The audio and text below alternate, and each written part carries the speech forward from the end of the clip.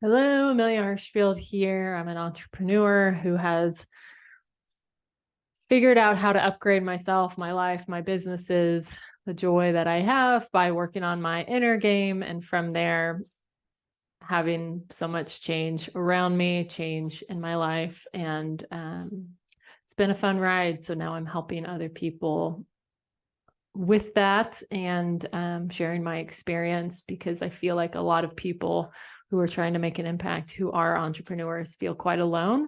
And if I can share some of the things that I've experienced, that my clients have experienced, it can help them feel more connected and less like it's only them, because that's never an easy place to be in life. So we're going to talk about something super important today, and that is the need to know. And for INFJs, the need to know often comes from the introverted thinking, so that 10-year-old inner child. So it can sound like they either know something or they don't, because it's very black or white.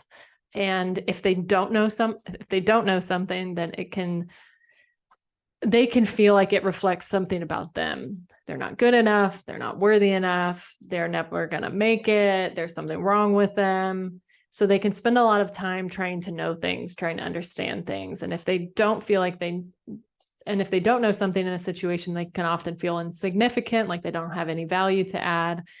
And it can often put them into situations like, I just need to know this right now. If they find themselves not knowing something, that they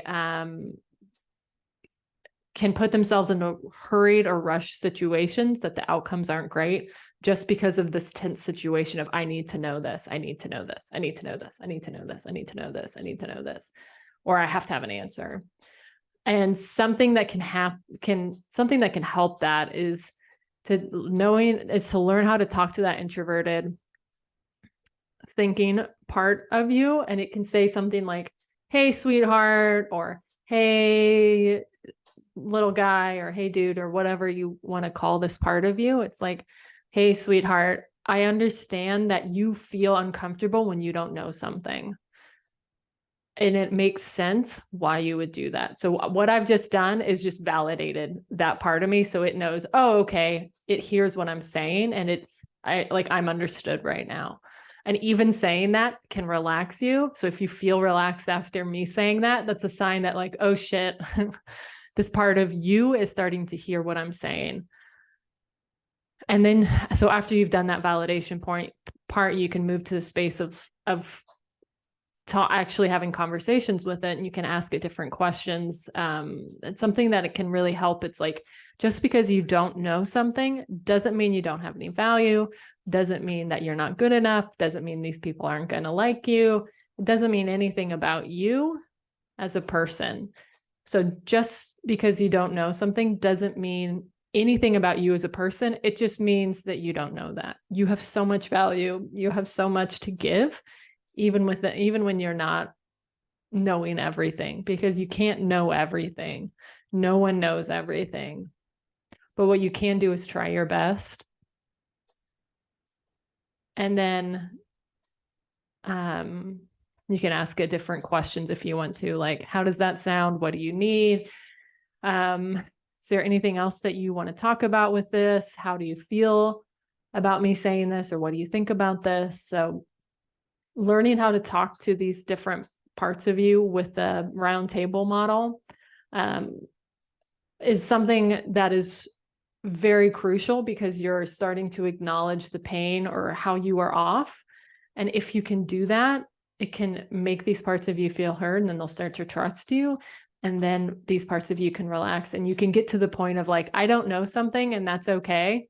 And I'm just going to go on with my day. And then the answers will start coming to you. So rather than you going out and having to find the answers and be totally overwhelmed because you don't know, you can get to a point you're like, okay, I'm relaxed, I'm chill, I'm going with the flow of life. I don't know this, and that's okay. And then the answers will come to you. And it can feel really weird. It can feel really triggering, and that might feel totally unsafe, and that's okay. But that's kind of where this can go if you want to keep working with this. And knowing how to talk to these different parts of you can transform your life because you are hearing these parts and knowing what they are needing. So that is something that I help my clients with. If you want help with that, go to my help with that meeting. Like if you're over not knowing what to say and feeling out of control with this need to know, most likely coming from your introverted thinking part, that's very normal. Just go to my website. There's a connect page, fill that out, and we'll get you going, seeing if how how we can get this introverted thinking part to trust you, because it doesn't want to be in control. It wants to be a sidekick. And the more you can get it to rein in a little bit, the easier it can relax, and then it can help you live the better life that you want to live. And you'll feel more authentic. You'll feel a lot better. You'll react less during stress. And you, like I said, you can get to a point you go, I don't know the answer, and that's okay. And I don't really know what to do. And I'm just going to go throughout my day anyway. And that's okay, because that's the goal, because that's the relaxed, balanced way of living versus like forcing your life, because there's this internal need of, I have to know. So I hope that's helpful. And like I said, I really help clients learn how to talk to these different parts of them, because it's super helpful and super beneficial. So yeah, because I've done that, and it's just super amazing. And I will see you on the next video.